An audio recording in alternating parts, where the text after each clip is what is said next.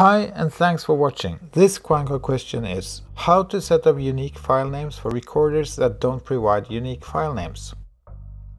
Let's have a look at this camera. Every time you format the magazine, the clips will be named 00000, 00001 and so on. To make things even worse, the timecode is all over the place and is essentially a frame counter. Anyone who have ever worked on preparing a larger project for online will know that these timecode and file naming conventions individually are recipes for disaster. Together, they represent doomsday when you try to quickly reassemble your project for final delivery. But fear not, QuineCore is here to help. All individual asset types have their unique device in QuineCore, defining how this specific asset is to be treated.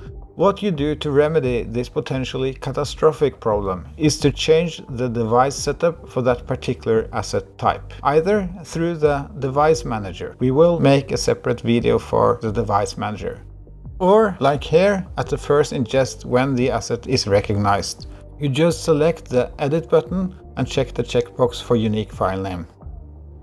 What Quine then does is to add a unique prefix to all files in this ingest batch to this specific asset type, and the same prefix to any transcodes. This way, all of these potentially project-killing files will suddenly behave as good citizens throughout your project from ingest to final delivery.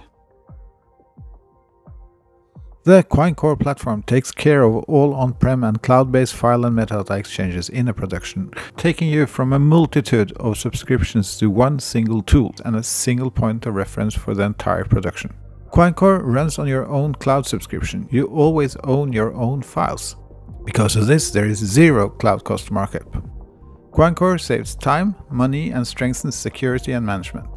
Thanks for listening to this instance of QuineCore Questions. I'm Gunnar, the COO of Quine. If you have QuineCore questions, please push me a mail.